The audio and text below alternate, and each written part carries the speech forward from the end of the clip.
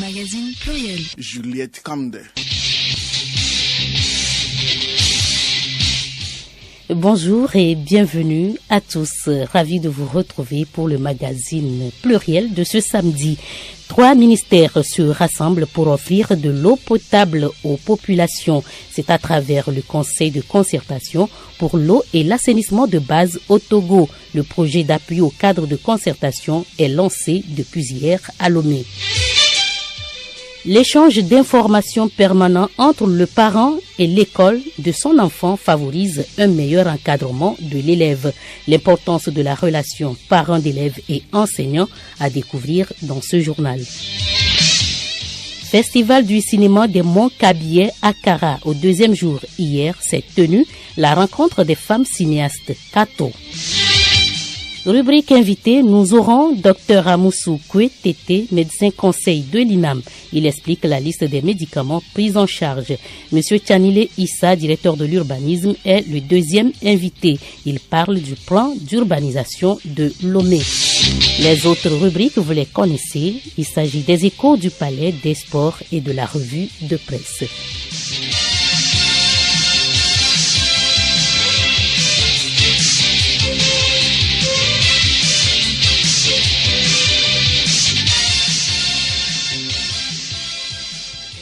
L'accès à l'eau potable pour tous. C'est la priorité du Conseil de concertation pour l'eau et l'assainissement de base au Togo. Le Conseil a lancé hier à Lomé un projet d'appui au cadre de concertation eau, hygiène, assainissement au Togo. Compte rendu, Alou Noywe, Hervé Segbono. Depuis 2022, certains ministères, notamment ceux en charge de l'eau, de la santé et de l'urbanisme, ont initié le cadre de concertation eau, hygiène, assainissement au Togo. Cette initiative vient d'être renforcée par ce projet qui vient de voir le jour. Le déroulement du présent projet avec Émile Latigakou, président du Conseil de concertation pour l'eau et l'assainissement au Togo. Les données, c'est la clé pour avoir un développement. Donc ce projet se lance comme défi, la mise à disposition des données au Togo qui puissent par exemple attirer des partenaires techniques et financiers pour savoir là où nous en sommes dans le secteur, qu'est-ce qui reste à faire, quels sont les défis. Les bénéficiaires sont nombreux. Il s'agit des institutions étatiques, les universitaires, les opérateurs privés, les organisations de la société civile et les collectivités locales. Ce projet va contribuer à la gestion durable de l'eau et de l'assainissement. Retrouvons Émile Atigakou pour les attentes. Dans les jours à venir, la bonne collaboration qui existe entre notre cadre de concertation des OST et les différents ministères réunis autour de ce cadre de concertation puisse être poursuivie, renforcée et dans un mois, qu'on puisse vous inviter à participer à la prochaine réunion qui sera organisée par le cadre de concertation interministériel. Ce projet d'appui est financé à 220 millions de francs CFA sur 3 ans par l'agence de l'Océan Normandie AESN et l'agence française de développement AFD. Après l'eau, nous parlons éducation. La première semaine de la reprise des cours est bouclée depuis hier. L'un des facteurs à prendre en compte pour mieux encadrer son enfant, c'est d'établir une bonne relation avec son école. Cette relation parent-d'élève-enseignant permet d'orienter l'apprenant avec un échange permanent d'informations sur l'élève. L'importance de la relation entre parents d'élèves et enseignants, c'est un dossier signé Charlotte Ahar. Une bonne collaboration entre parents d'élèves et enseignants concourt à une bonne réussite scolaire des élèves.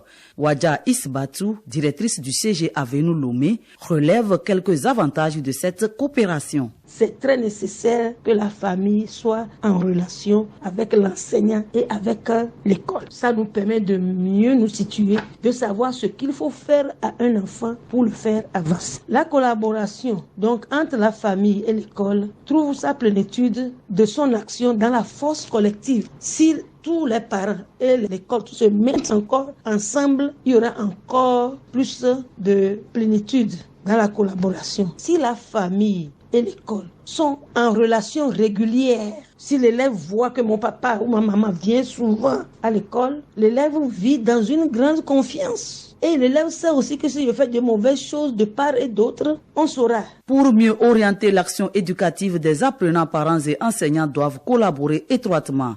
Une relation de complémentarité selon la directrice Ouadja. Enseignants et parents doivent se prêter mutuellement appui par l'échange des résultats de leur observation réciproque de leur enfant. Le parent observe l'enfant, il a un résultat. Le maître observe l'enfant, il a un résultat. Les deux doivent s'échanger ce résultat. Donc, c'est à partir de là, il doit s'établir une relation de coopération qui favorise une meilleure connaissance du caractère de l'enfant. Vous voyez que si un enfant est turbulent à la maison, ou bien en classe, mais est cool à la maison, s'il n'y a pas de relation entre les deux, partenaires, famille, éducateur, on ne peut pas connaître cet enfant. Il va jouer entre les deux. C'est pour cela que la relation est très importante. Et cela permet d'orienter à bon escient l'action éducative. Nous pouvons donner aujourd'hui priorité au cahier de correspondance qui établit une liaison entre la famille et l'école. Le suivi d'un élève n'incombe pas seulement aux enseignants, mais il devrait être aussi une affaire des parents. Le Togo est un État laïque. D'ailleurs, la Constitution togolaise garantit la liberté religieuse pour permettre aux différentes confessions religieuses de mieux pratiquer leur culte sans pour autant déranger l'entourage. Un guide a été élaboré. Le contenu de ce manuel, c'est avec Raoul Tetonyake. En 2017, la direction des cultes a répertorié un peu plus de 8500 lieux de culte, dont 5000 églises et 2200 mosquées. Ces chiffres sont passés à 22 000, dont 14 000 églises et 8 000 mosquées. Ces lieux génèrent du bruit qu'on peut qualifier de pollution sonore. Le guide ainsi élaboré va permettre de lutter contre ce phénomène.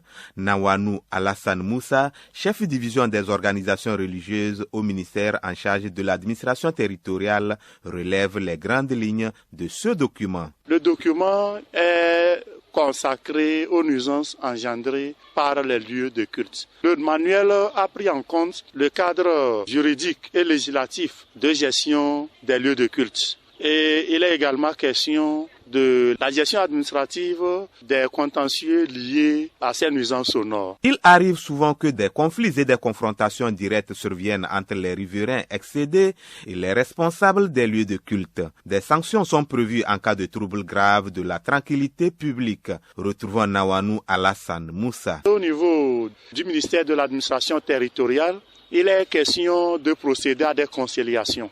Mais en cas de conciliation non concluante, c'est tout à fait normal que l'auteur de ces nuisances sonores soit sanctionné. Donc du coup, ces sanctions peuvent aller de la suspension d'activité dans les lieux de culte jusqu'à la fermeture définitive des lieux de culte. Ce manuel balisera la voie pour l'adoption future d'un décret portant réglementation du bruit en République togolaise. La Banque ouest-africaine de développement BOAD a 50 ans cette année. Les activités marquant ce jubilé d'or ont démarré depuis le mois dernier avec des ateliers thématiques et d'information ainsi que des rencontres d'échange.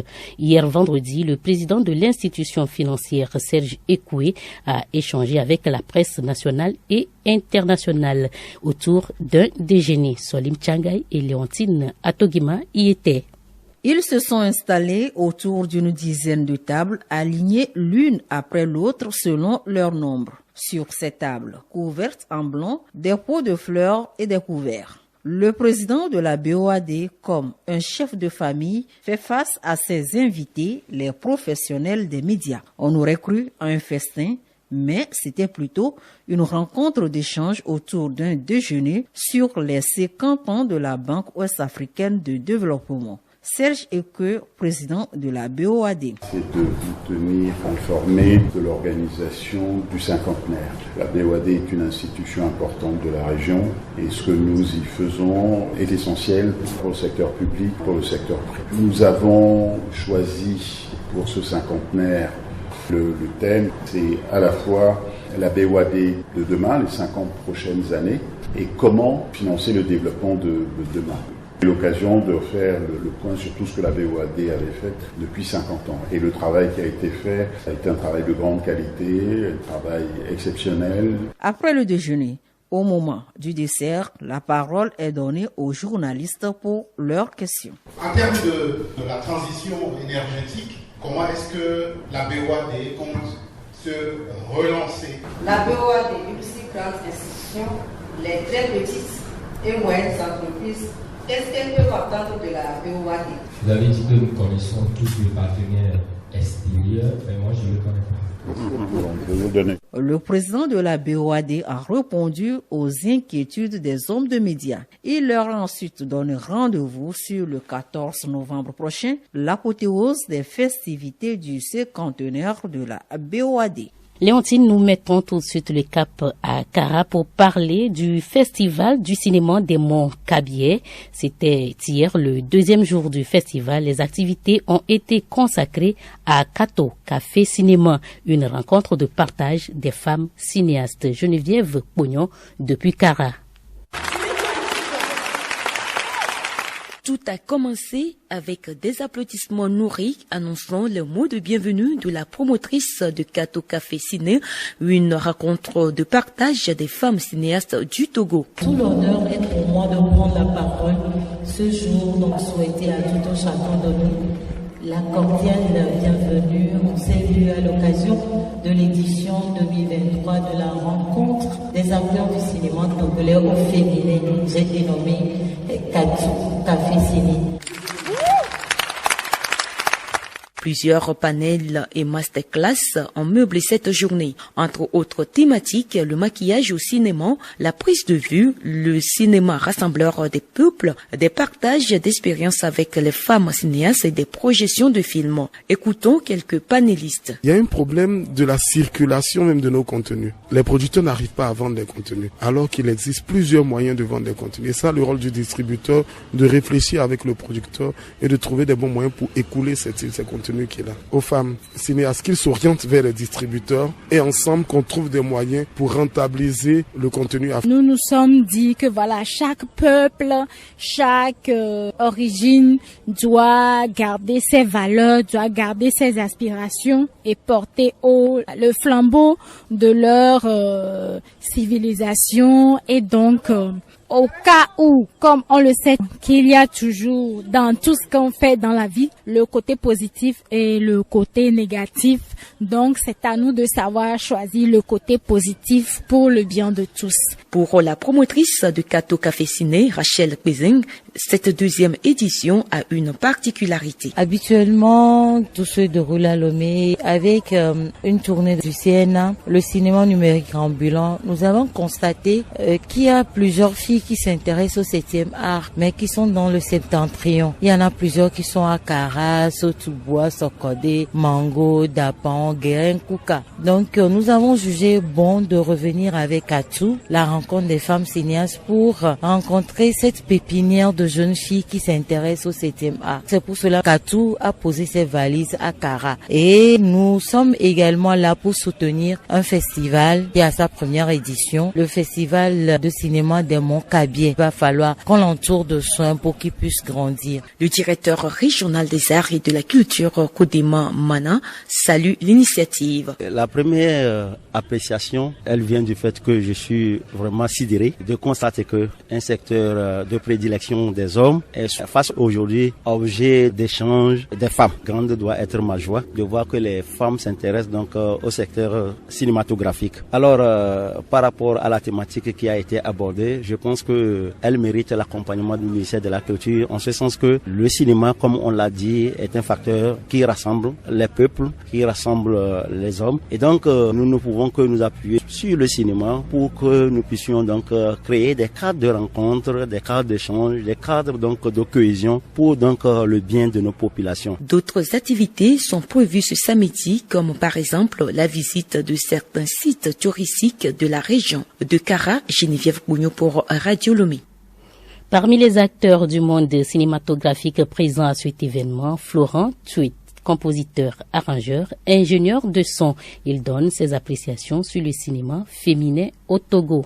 On voyait beaucoup les femmes devant la caméra, parce que on a besoin d'actrices, on a besoin de personnages féminins comme masculins, mais c'est vrai que derrière la caméra, il y en avait tellement peu. Donc en France, je pense qu'il y en a pas encore assez, surtout que le regard féminin est très différent du regard masculin lorsqu'on écrit un film, lorsqu'on fait un film, lorsqu'on pense à un film, lorsqu'on vit un film. Et donc, effectivement, on est peut-être aux prémices des cinéastes togolaises, mais je pense aussi qu'on est aux prémices du cinéma togolais en général. Parce que moi, sur les quasi 10 ans que j'ai vu ici, j'ai vu une sacrée progression du cinéma togolais. Et je pense qu'il faut vraiment remercier tout ce qui a été mis en place, parce que, effectivement, je pense que le gouvernement a pris conscience qu'il y a des grands talents ici, et que ce soit des hommes ou que ce soit des femmes, il faut encourager. Et pour encourager, il faut mettre des budgets, parce que le Togo est un vivier de talent, que ce soit dans l'art en général et également dans le cinéma, qu'on soit homme ou femme. Mais on sait que le nerf de la guerre, dans tout ce genre d'histoire, c'est toujours l'argent. Donc le code du cinéma existe maintenant au Togo depuis 2020, c'est une très bonne chose. Mais je pense qu'il faut vraiment allouer des budgets très conséquents. Moi, j'ai la chance de travailler sur des films togolais puisque je suis compositeur de musique de film. Je fais également de la post-production sonore. Et par rapport à ça, j'ai vu effectivement qu'il y a vraiment du talent au niveau des films. Je pense que les autorités commencent à le comprendre. Mais si on ne met pas assez de budget, malheureusement, la notoriété du cinéma togolais ne pourra pas rayonner au niveau mondial.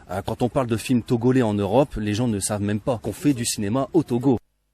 Les activités à l'agenda de Kato Ciné Café, c'est aussi une campagne de collecte de sang. Elle a été lancée ce matin au centre régional de la transfusion sanguine de Kara. Des donneurs se prononcent. Ce matin, nous sommes venus donner le sang au centre régional de transfusion sanguine de Kara. Ça signifie pour moi aider les autres à vivre. Aujourd'hui, on est en bonne santé et si on a cette possibilité de donner une petite partie de notre sang pour sauver des vies humaines, je crois que c'est un acte citoyen, c'est un acte d'amour qu'il faudrait poser pour pouvoir aider nos prochains, des personnes que nous ne connaissons pas, que nous n'allons jamais rencontrer. Peut-être qu'on peut donner son sang, sauver une personne qu'on va rencontrer dans la rue, mais elle ne saura jamais que c'est telle personne qui, à un moment donné, un jour, m'avait sauvé la vie. Je crois que tous les Togolais, ceux qui sont capables, ceux qui sont en mesure de donner du sang, devraient le faire pour qu'on puisse sauver des vies humaines des inconnus. Bon, c'est ma première fois de donner du sang. J'ai toujours peur de poser ce acte, mais apparemment c'est un acte vraiment symbolique, car donner son sang permet de sauver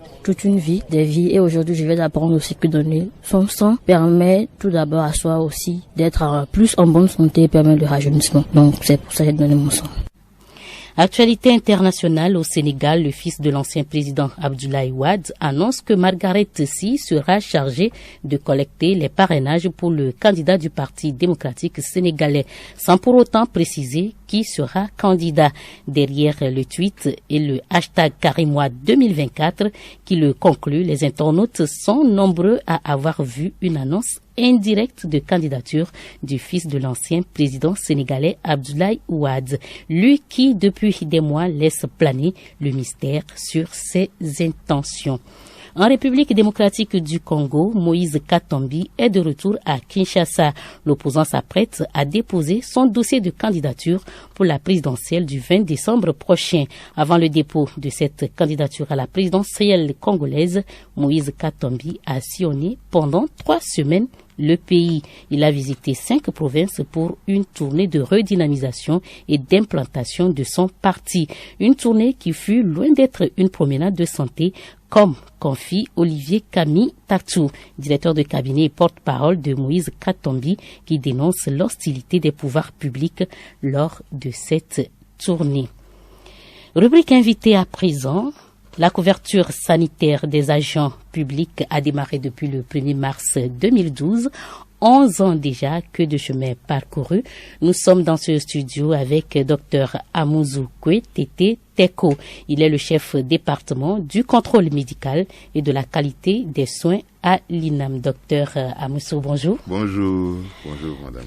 Nous allons donc aborder quelques préoccupations. La première, après plusieurs années de mise en œuvre de l'assurance maladie des agents de l'État au Togo, comment se porte INAM aujourd'hui? INAM se porte très bien parce que INAM a fait du chemin depuis le début des prestations effectives.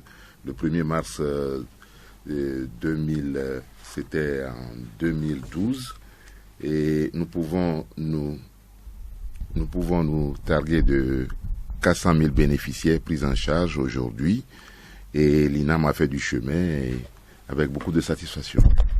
Avec beaucoup de satisfaction, docteur, que pouvez-vous nous dire sur la liste des médicaments remboursables par l'INAM? La liste des médicaments remboursables par l'INAM est un outil qui contient tous les médicaments que l'INAM prend en charge, élaboré par un groupe d'experts du ministère de la Santé.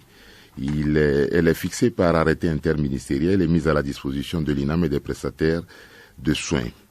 Donc, cette liste contient tous les médicaments adressables aux pathologies les plus fréquentes.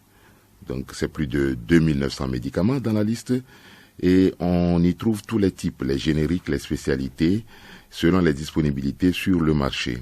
C'est une liste dynamique. Donc, on y ajoute des médicaments en fonction des besoins et des disponibilités. Depuis que la dernière liste est mise en service le 1er décembre 2020, on y a ajouté déjà quelques 200 items de médicaments. Docteur, quand vous parlez des maladies les plus fréquentes au Togo, quelles sont-elles? Les maladies les plus fréquentes, vous savez que nous sommes dans notre zone, c'est les maladies infectieuses. Mais à part ça, depuis les dernières années, il y a une recrudescence, c'est-à-dire il y a une émergence des maladies non transmissibles telles que l'hypertension, le diabète et l'asthme et tout le reste. Donc ça, c'est des maladies qui ne sont pas transmissibles, mais qui apparaissent. Donc toutes ces maladies sont prises en compte dans l'élaboration de la liste des médicaments remboursables.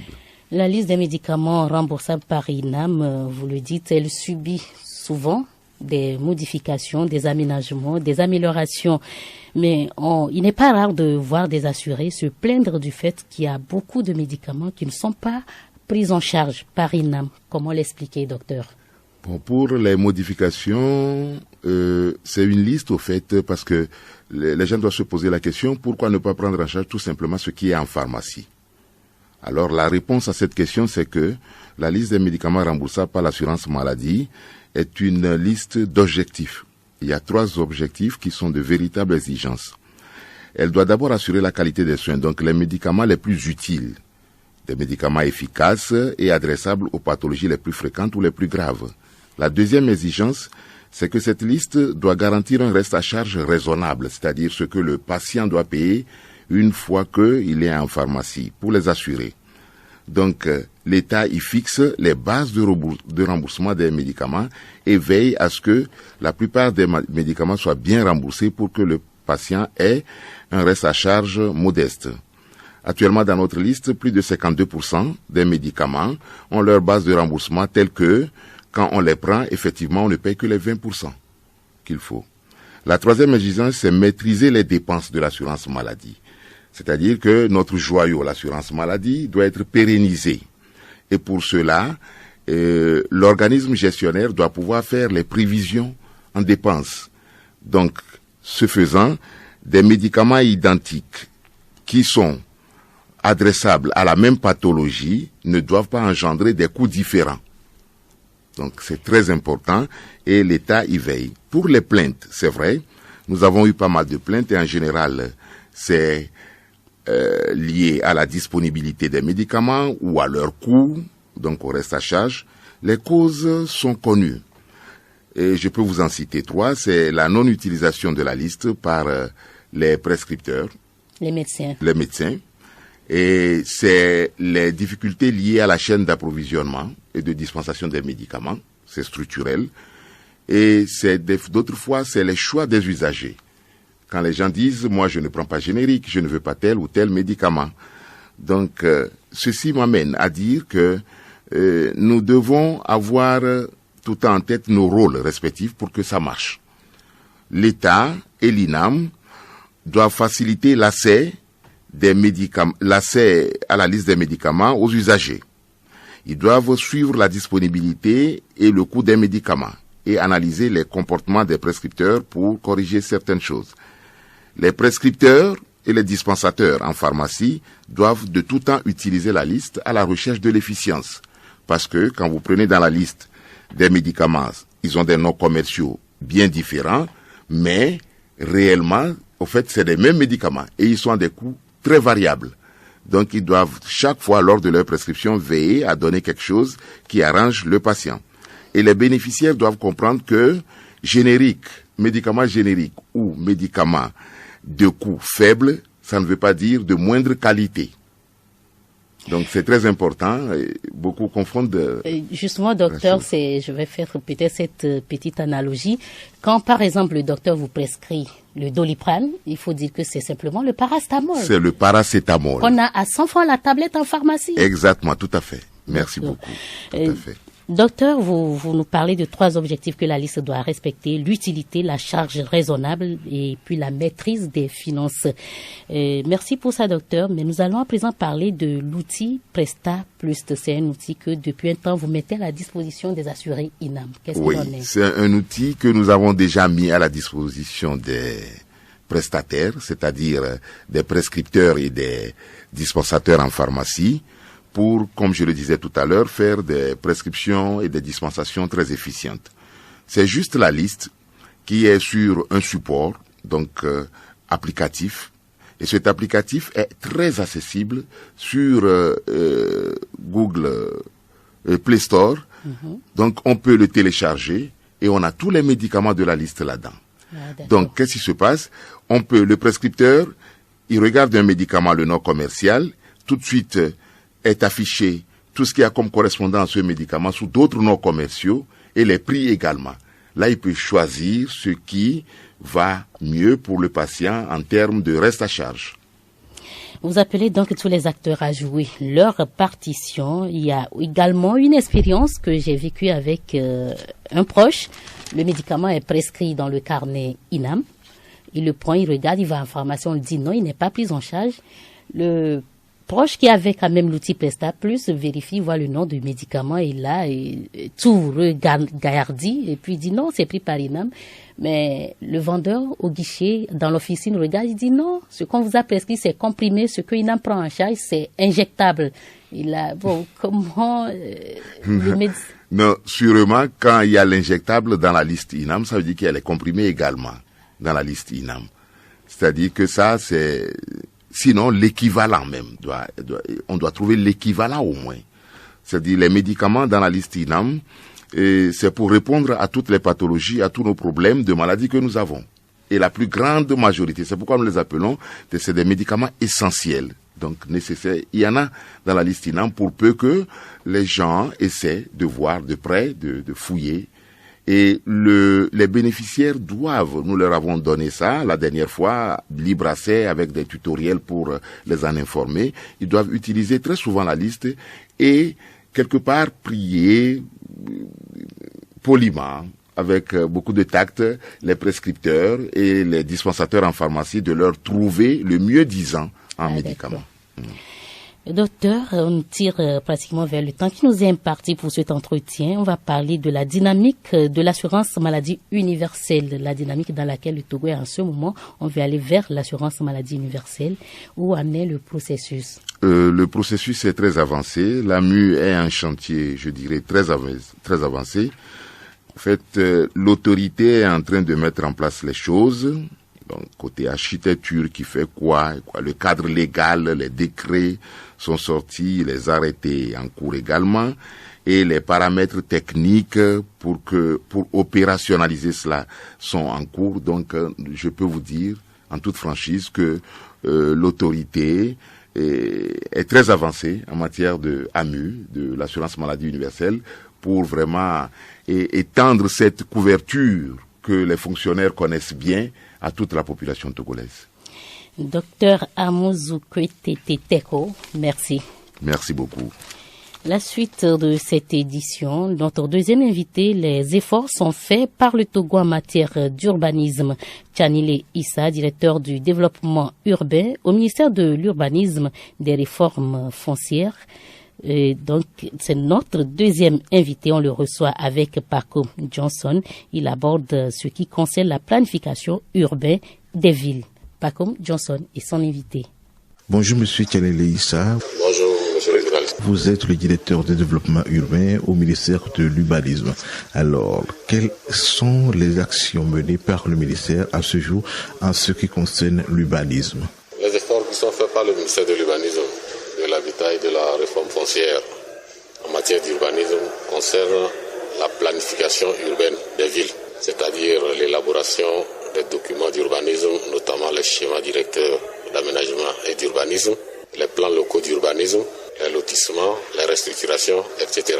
Les explications, s'il vous plaît. C'est quoi un schéma directeur d'aménagement et d'urbanisme? C'est des documents de planification urbaine qui ont pour objectif d'orienter le développement spatial d'une agglomération pour une vingtaine d'années. Sur les schémas directeurs d'aménagement et d'urbanisme, vous allez retrouver par exemple les zones où il y a les habitations, les zones où on projette les équipements, les zones à ne pas construire, etc. C'est les documents directeurs pour la planification de l'urbanisme. C'est en dessous de ces documents qu'on réalise par exemple les lotissements ou les restructurations, les rénovations, etc. Mais plus récemment, on a commencé par élaborer aussi ce qu'on appelle les plans locaux d'urbanisme. La différence, c'est quoi? C'est que les schémas directeurs d'aménagement et d'urbanisme s'occupaient de l'agglomération urbaine et de ses environs immédiats. Mais avec les plans locaux d'urbanisme, l'ambition consiste à couvrir toute une commune dans le cadre de son aménagement en urbanisme. Au jour d'aujourd'hui, on a une cinquantaine de localités qui disposent déjà de documents de planification urbaine, que ce soit les schémas directeurs d'aménagement et d'urbanisme ou les plans locaux d'urbanisme. Donc le défi reste encore à relever pour couvrir tout l'ensemble des communes du Togo. Où peut-on trouver ces documents? Les documents élaborés sont mis à la disposition des communes. Lorsque vous allez dans une commune et vous demandez quels sont les documents d'urbanisme qu'ils ont en leur possession, ils vont vous montrer soit le schéma directeur d'aménagement et d'urbanisme ou bien les plans de lotissement qui ont été réalisés s'ils existent dans la ville. Ils sont aussi disponibles à la Direction générale de l'urbanisme et de l'habitat. Ils sont disponibles au cadastre. Voilà à peu près les endroits où on peut retrouver les documents d'urbanisme qui sont réalisés par la Direction générale de l'urbanisme et de l'habitat. Qu'est-ce qui a été fait pour dissuader les collectivités à ne pas céder les parcelles réservées à l'État? Oui, après l'élaboration des documents d'urbanisme, ils sont mis à la disposition des communes. Mais il faut faire un suivi de l'évolution de la ville selon ces plans-là. Donc, après la réalisation, l'élaboration des documents, on fait ce qu'on appelle l'implantation. Donc, on exécute sur le terrain la voirie, c'est-à-dire l'ensemble des routes, et les équipements là où ils doivent être projetés. Et on matérialise les zones d'équipement, notamment par les panneaux. Les panneaux où on indique qu'il y a réserve administrative ici, ce qui ne se faisait pas dans le temps et qui contribuait peut-être à ce que les populations, ne sachant pas ce qui se passe concrètement, peuvent aller s'installer là où il ne fallait pas. Donc, le ministère de l'urbanisme, de l'habitat et de la réforme foncière a pris sur lui de réaliser les plans d'urbanisme et de les matérialiser, notamment les endroits où il y a les réserves par les panneaux qui indiquent clairement que ici c'est des domaines de l'État. Aujourd'hui, beaucoup de citoyens sont confrontés à des litiges fonciers. Ceux qui ont déjà occupé une zone réservée, quelle action peut-il mener? Oui, si une personne a déjà occupé une place de ce genre, ce qu'elle peut faire, elle peut adresser un courrier, par exemple, au ministère de l'économie et des finances, vu c'est lui qui gère les domaines de l'État, pour voir est-ce que le ministre peut lui faire une concession de la parcelle sur laquelle il est. Mais à partir du moment où les gens sont informés qu'il y a un plan d'urbanisme et qu'il y a les panneaux qui sont mis sur les terrains, les gens ne devraient plus aller s'installer sur ce genre d'espace. Parce que si les choses ont été faites avant la réalisation du plan, on peut comprendre et peut-être étudier la possibilité, soit de voir comment on peut, d'une manière ou d'une autre, les prendre en compte dans l'aménagement global de ce qui a été fait. Mais si cela n'a pas été le cas et que c'est a posteriori, après l'élaboration des plans, je pense qu'il va falloir être très prudent. Parce que si on met les pieds là où ça ne nous appartient, ça va nous causer d'énormes ennuis. Il faut que le maire dispose de documents d'urbanisme et que les plans d'urbanisme soient réalisés sur le terrain. Et les géomètres, les services techniques connaissent le plan et savent ce qui a été fait sur le terrain pour qu'ils puissent suivre. Quand ils font un bon suivi, ça empêche tous les problèmes que nous sommes en train de citer actuellement. Donc toute personne qui veut acheter un terrain peut aller vérifier si le terrain n'est pas une réserve. Normalement oui, dans les communes où c'est déjà réalisé, ils peuvent aller le faire ainsi. Ou bien venir à l'urbanisme, ou bien au cadastre pour vérifier ce qui est fait en matière d'urbanisme dans la localité. Mais je vous ai dit tantôt qu'on est à peu près à une cinquantaine de localités qui sont couvertes. les 117 communes ne sont pas encore couvertes totalement sur le pays. Donc, dans les endroits où ça n'existe pas encore, il faut quand même qu'ils aillent à la mairie parce que la mairie doit disposer quand même d'un plan provisoire sur lequel ils fonctionnent. Merci, monsieur. C'est moi qui vous remercie. Écho du palais, 15 à réclusion criminelle et 52 millions de francs CFA d'amende. C'est la peine requise contre 2 individus accusés de vol et d'homicide volontaire. Les faits avec Hélène Assabi. Il ressort des faits que Ibrahim, de nationalité burkinabé, et Mamadou, un boucher de nationalité togolaise, tous deux repris de justice, ont été guidés par l'envie de voler des bœufs. C'est ainsi qu'ils élaborent un plan et ciblent la préfecture de Dangpeng où ils se sont rendus pour leur action.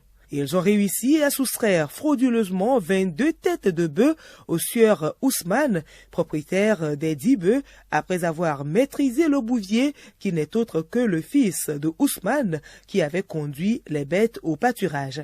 Resté sans nouvelles de son fils durant toute la nuit, Ousmane alerte ses amis qui entreprennent des recherches au cours desquelles certains bœufs en divagation ont été retrouvés vers Kanté et conduits chez le chef canton.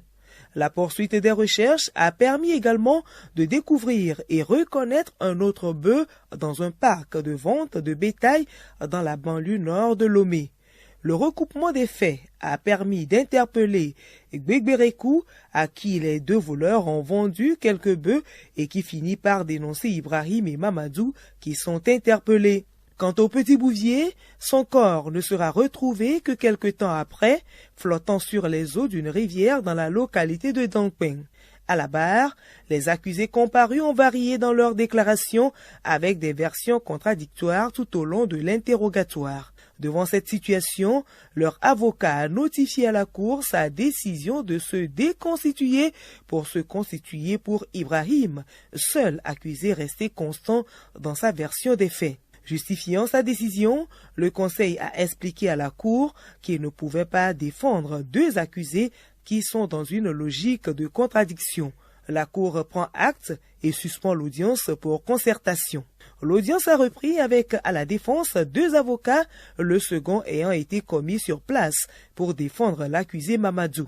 L'interrogatoire des accusés et l'audition des autres parties prenantes au procès, à savoir les témoins et la partie civile, reprennent. Ensuite viennent les réquisitions et plaidoiries à l'issue desquelles l'arrêt de condamnation a été rendu. Selon cet arrêt, les 2 accusés sont reconnus coupables des faits de crime d'homicide volontaire et de vol qualifié. Ainsi, la cour d'assises de Kara a condamné Ibrahim à 15 ans de réclusion criminelle et Mamadou à 30 ans. Les condamnés doivent payer la somme de 52 millions de francs CFA à la partie civile pour préjudice subi. Aucune peine n'a été prononcée contre les receleurs Gbegberekou et Oumourou. À samedi prochain. À samedi prochain, Hélène Assabi, les sports, harmonisation des bonnes pratiques de lutte contre le dopage dans les sports. L'atelier de Lomé a pris fin hier. Pendant 2 jours, les pays membres de l'organisation régionale anti-dopage ORAD Afrique Zone 1, Zone 2 et 3 ont partagé leur expérience pour valider un mémorandum comme Solim Lemo. Les experts sont venus du Sénégal, du Bénin, du Mali, de la Tunisie et du Togo et ont eu l'appui technique et financier de l'UNESCO. Ils ont retenu un mémorandum qui ouvre la voie à la lutte harmonisée au sein de l'organisation régionale antidopage zone 2 et 3. Emmanuel Fernandez, président de l'ORAD, livre les conclusions. Au cours de nos discussions et nos échanges d'expériences, il est apparu clairement que notre région avait encore un long chemin à parcourir. Après une discussion longue, ouverte et intense pour rédiger le mémorandum, et comme tout union de la manière intéressée dans notre travail ici, je suis sûr que le sport dans nos pays sera toujours plus propre, plus juste et plus sain. Je suis sûr que nous ferons tout ce qui est à notre pouvoir pour démontrer à nos gouvernements l'importance vitale de mise en œuvre d'une politique antidopage. Le président du comité national antidopage, Kaina Berenike, invite les gouvernements des pays membres à soutenir les actions. Les États doivent contribuer à appuyer les organisations nationales en leur dotant d'une subvention substantielle, en les aidant à élaborer leurs programmes, leurs politiques et à asseoir des bases de textes de la législation en faveur de lutte contre le dopage, afin que nos organisations aient une autonomie dont souhaite l'Agence mondiale antidopage et la Convention. À travers cette rencontre, nous avons pu avoir des mutualisations, des idées, des échanges, des expériences, et nous vous assurons que ça a été vraiment des échanges riches et que chacun pourra revoir sa manière de travailler dans son pays. Le conseiller technique du ministère en charge des sports a félicité tous ceux qui ont œuvré pour la réussite de cette rencontre de Lomé. Revue de presse, 2 principaux titres à la une des parutions. L'Assemblée générale des Nations unies et la rentrée scolaire 2023-2024. Léontine Atogima. Plus de 3 millions d'élèves ont repris le chemin de l'école le 25 septembre dernier sur fond de nouvelles orientations, titre Libération. Elle s'est passée comme une lettre à la poste, renchérit l'Union pour la patrie. Le bi-hebdomadaire précise que des délégations gouvernementales ont sillonné les régions du pays pour apporter leur soutien aux élèves et aux enseignants. Partout où ils sont passés, les ministres ont rappelé les fondamentaux de l'éducation que sont la discipline, le respect des enseignants et le travail bien fait, ajoute le journal. Abondant dans le même sens, Gazelle Info relève dans ses colonnes les priorités du gouvernement pour le développement du système éducatif. Elle cite entre autres l'application de l'arrêté complétant la police des examens, c'est-à-dire nul ne peut corriger les épreuves d'un examen s'il ne sait pas exercer à un essai blanc la formation systématique des surveillants, des correcteurs et des membres du secrétariat avec un contrôle plus accru de tout le processus, le recrutement d'une nouvelle promotion d'élèves professeurs pour pérenniser le vivrier d'enseignants qualifiés pour le système éducatif du pays et l'introduction de l'enseignement de l'anglais au préscolaire et au primaire. À la tribune des Nations Unies, le Togo plaide pour un partenariat respectueux, relate le libéral à sa une. D'après le journal, le chef de la diplomatie togolaise s'est démarqué avec un discours pas du tout diplomatique dans son plaidoyer pour le continent africain. L'apparition poursuit en relevant que le professeur Robert Doucet a clarifié la position du Togo sur certaines questions, notamment l'option militaire envisagée pour le retour à l'ordre constitutionnel au Niger.